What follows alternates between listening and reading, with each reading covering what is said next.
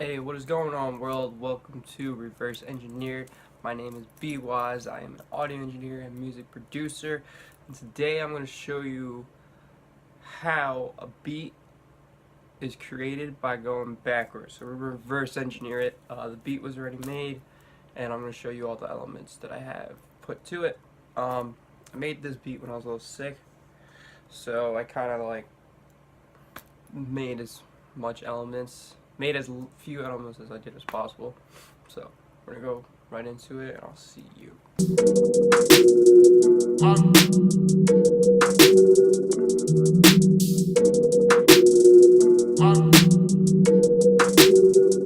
Alright, the beat started when I went on Looperman. Looperman's a website that some producers use. It's what I used when I first started. So this is the sample.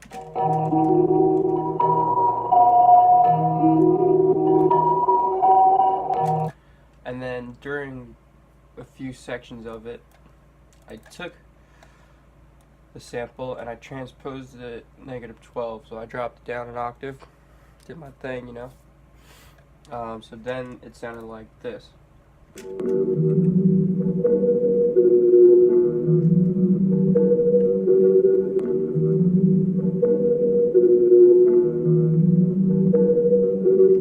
The next thing I wanted to focus on was the kick. So then we went and found a kick. I used MJ Nichols. Shout out MJ Nichols from Internet Money. They're the ones that were like the original creators of like this type beat. They're MJ Nichols was like one of the first guys I followed and really wanted to listen to and emulate when I first started making music. So this is the kick.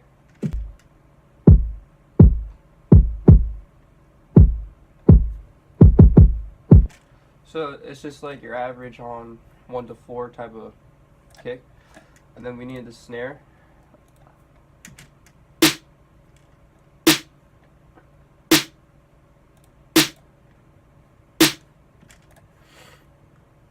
And then after the snare I went and created my hi-hats.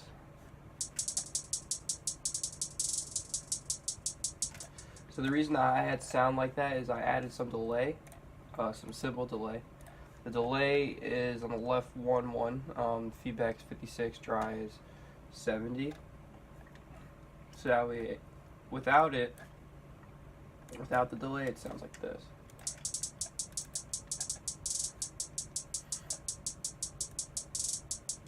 Your typical, it doesn't sound too cool. I actually learned this from Russ, the rapper. Shout out Russ. He added delay to some of his songs, and I watched one of the beats he made, and he did that. So I added this delay to it because of like one of those reasons. Next was the 808s, typical bass line.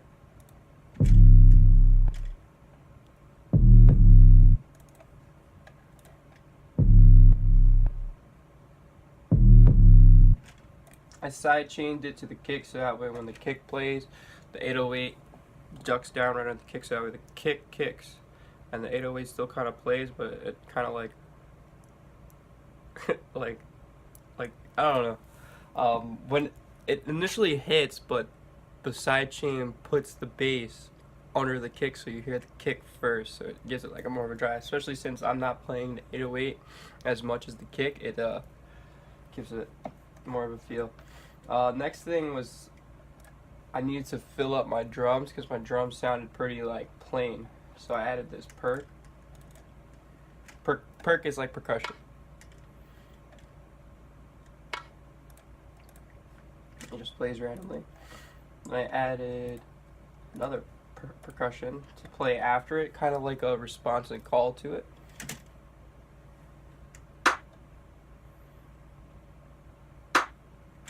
It's like a little slap.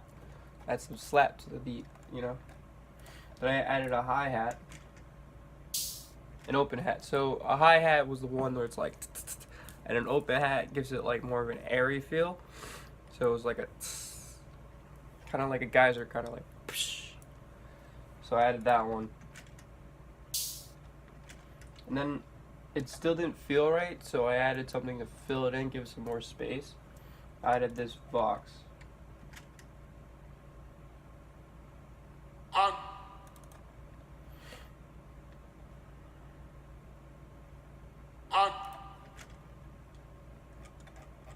And that was that. And then there was some times where I felt like the beat was not going from part to part, because when it comes to music, you got to transition properly, because our brain suspects or it calculates a certain time when they expect something to change or when we're supposed to hear something. That's why the most rememberable songs or most catchy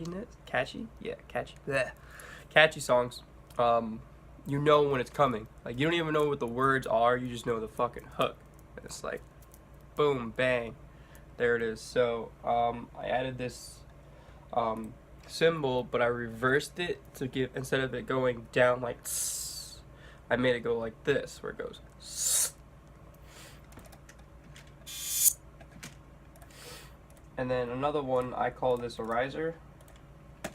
It's a transition effect, but I also reversed it. It was a downer, but I made it an upper. Let's play here.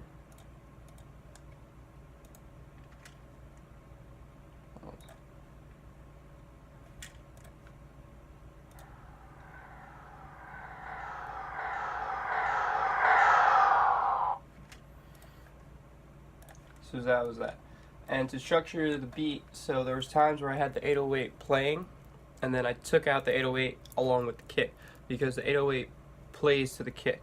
So I took out the kick to give it more of like a verse. You don't have to do that, but it gets kind of boring when things are repetitive. So if you take elements out and then put them back in, it's like oh, there it is again. It's more hype, more energy, stuff like that. So that's what I did for my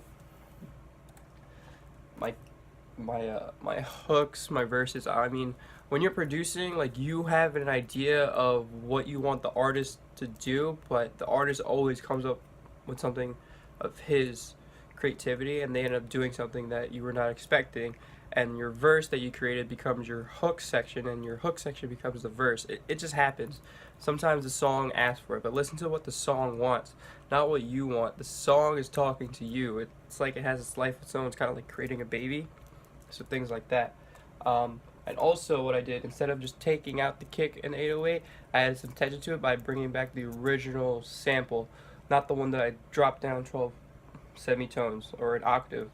12 semitones is 12 steps on the key, so like all the white and black notes. I went 1, 2, 3, all the way to 12, but down one, an octave. An octave is 12 semitones, so it's either up or down, but I took it down, so that way I had this cool effect. But sometimes, like in this area, as you can see, I just let it play. It's like a cool, like, dark, mysterious feel to it. So all in all, that's how I made this beat. It took me about like 15-20 minutes. Like I said, I was sick when I made it, and I was just doing stuff to like just kind of whatever, because sometimes producers get lazy, man. Melodies and stuff like that is hard to create, so I just went on Looper and made a sample. Like, I just do it for fun. The beat sounds dope. Hopefully, if you're a beginner, newbie, if you're just interested in how these things are made, you kind of understand what the thought process was, and you kind of could apply it to your life. Or even when you're listening to music, man, like your music, the stuff that you consume, listen to the transitions, not just the vocals. Sometimes the vocals are so in front that you can't even, like, you forget about all the other stuff in the back, and it's just dope. Especially like Sicko Mode with Drake and Travis Scott. This is the most apparent transitions. They have the sickest transitions. That's why the song's probably at the top, not just because of the artists. Like, the transitions in that song is ridiculous, especially the effects. So in all, this is the beat. If you want to hear it, I'll probably post it up on like SoundCloud or Spotify or something. But here you go.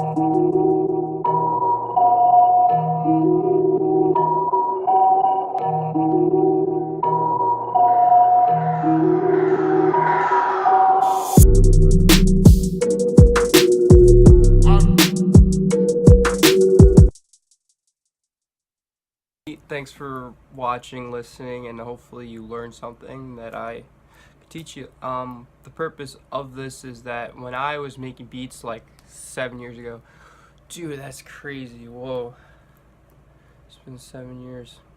Well, it's almost 7 years in May. It's March now. Happy St. Patty's Day.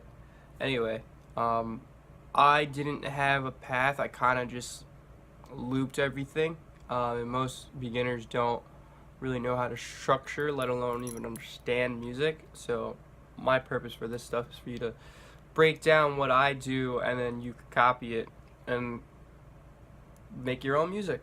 Alright, so thanks for watching. See you in the next video. Oh, and if you like this and you want to see more, subscribe. Hit that subscribe button, because I'm definitely going to be doing this. I'm going to be showing you how I produce with my friends, my artists, and how I make their music. There was a time where I was making beats for like a band of rappers, and I hit a milli twice. And those beats weren't even my favorite beats. I didn't even think they were gonna go out. My dude just fucking posted it when he felt like it, and it was not ready, dude. Like, I didn't mix it properly, I didn't master it. I just sent it to him so he could listen to it in his car, and he was just like, fuck it. Put it out, he did his thing, and then it hit a milli, and I was like, so, yeah, like I said, subscribe. I'll definitely be posting more, and if you have any questions, leave a comment below or email me, and see you in the next video.